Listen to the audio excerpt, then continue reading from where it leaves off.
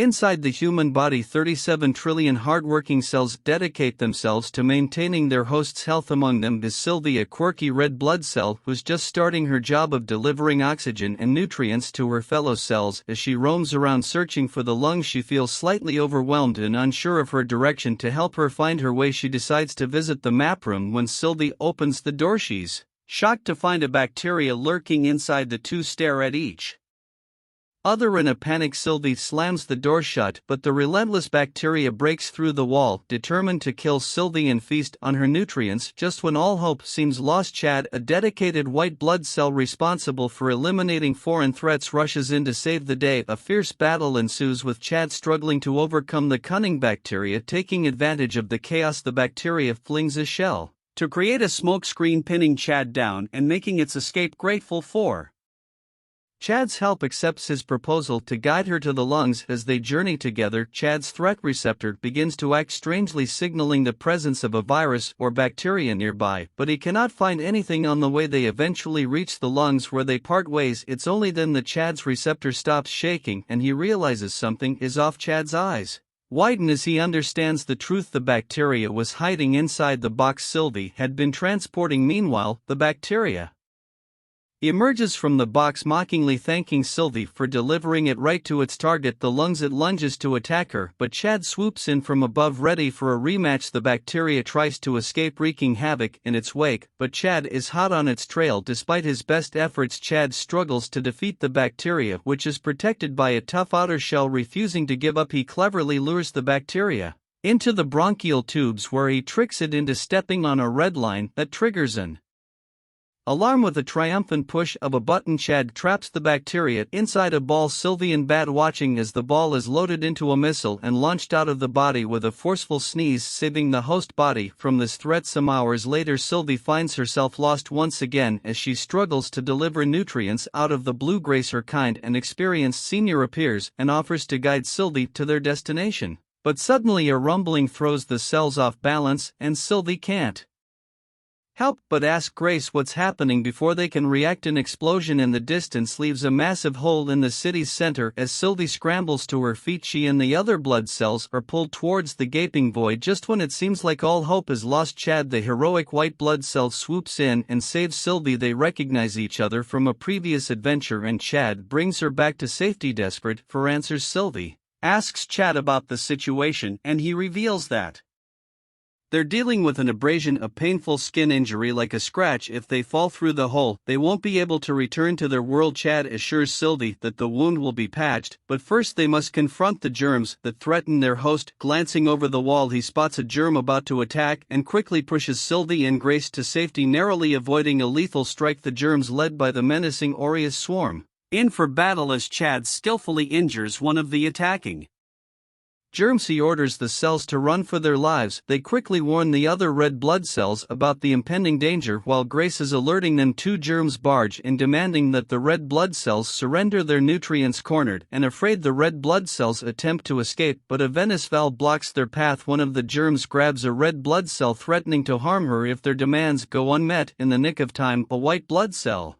slashes the germ, while two others eliminate the second attacker. Meanwhile, Chad battles four germs at once. One of them strikes him from behind, causing him to drop his dagger. Thinking fast, Chad seizes the germ's thorn arm and uses it to smash the germ's face, killing it. Chad wonders why the germs chose to fight them when they could have easily spread out. In the midst of his thoughts, Chad receives a call from a fellow white blood cell in need of help. He quickly rushes to his colleague's location, curious about the germ's plans. Upon arriving, Chad finds the white blood cell overwhelmed by the germs, but manages to save him and two red blood cells just in time. Backup white blood cells show up as Aureus, the germ leader, summons even more germs. Aureus boldly attacks the white blood cells, taunting them about her knowledge of their defenses. She disarms one white cell and wounds another before attempting to strike Chad. However, she fails to hurt him. Chad retorts that while she researched white blood cells, she overlooked the essential platelets that help stop abrasions. As if on cue, the platelets arrive, tiny and unassuming like kindergarten children. They thank the white blood cells for their hard work and begin to descend into the abrasion, creating a gluing net to seal and cover the wounded germ. Informs Aureus of their predicament, and she realizes that the platelets have clotted the abrasion, preventing her from summoning reinforcements.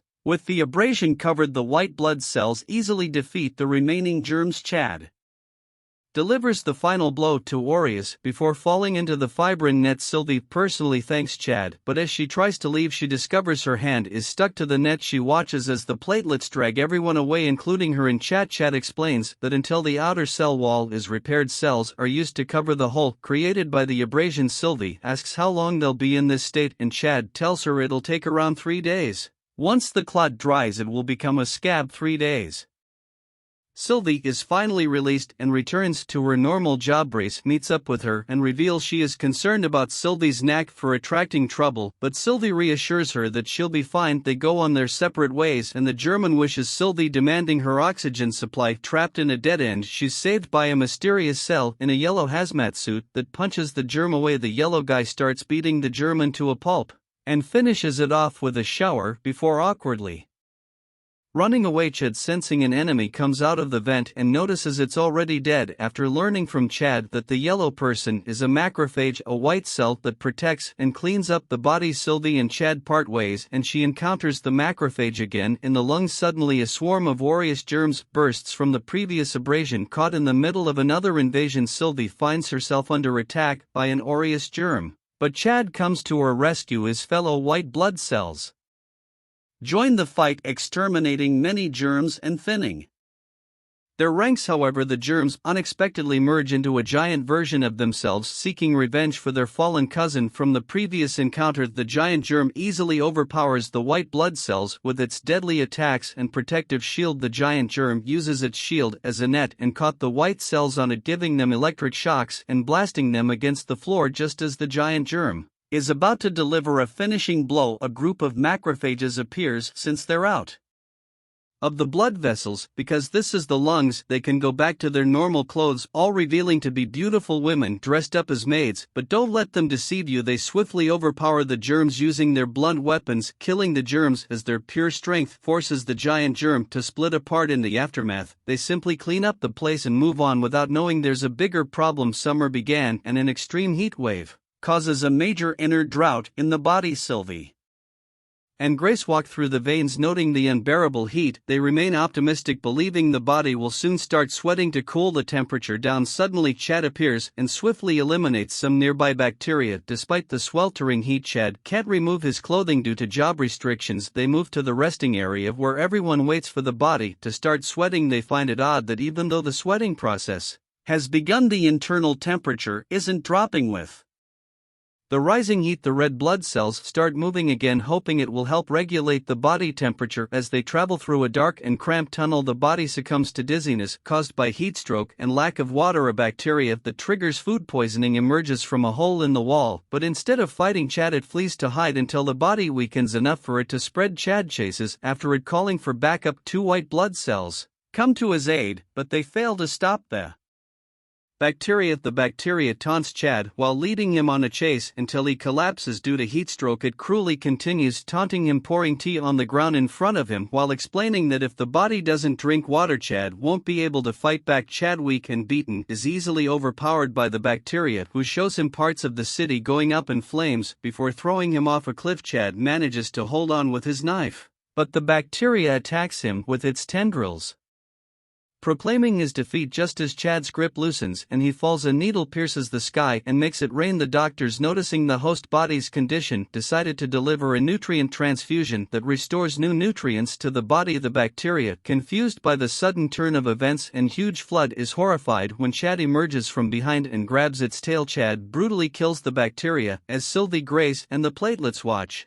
from afar. With the crisis averted, Sylvie takes Chad to cool down, and the cells continue their important work. A few days later, the body returns to normal and Sylvie is busy depositing carbon dioxide to be turned into oxygen. Grace, feeling proud of Sylvie's progress, asks her to train Lily, a rookie red blood cell. Sylvie is surprised, but remembers how other blood cells nurtured her, so she accepts the responsibility. Sylvie is impressed by how calm and collected Lily's, a stark contrast to her own more chaotic approach to the job. Eager to teach Lily, Sylvie searches for her notes but ends up embarrassing herself as she attempts to explain the basics. She realizes that Lily already knows everything, which only increases her embarrassment. The two begin their work together, but Sylvie struggles to find the right words to guide Lily. Meanwhile, Lily starts to believe that Sylvie is inefficient in her job. As they descend the lift, Sylvie takes a wrong turn and gets scolded by another cell. Continuing on their route, they encounter Chad battling a germ. Sylvie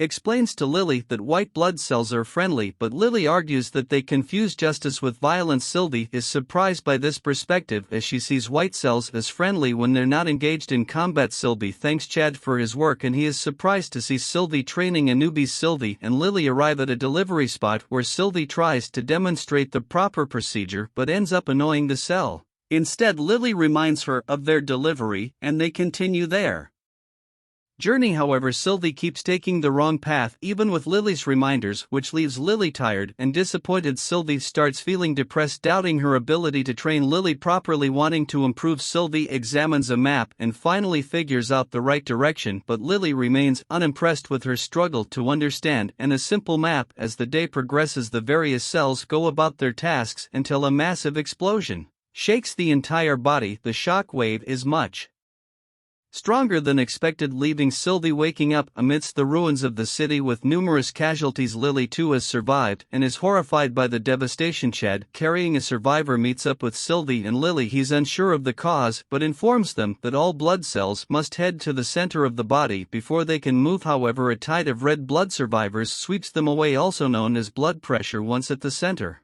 the cells anxiously await an announcement about the emergency.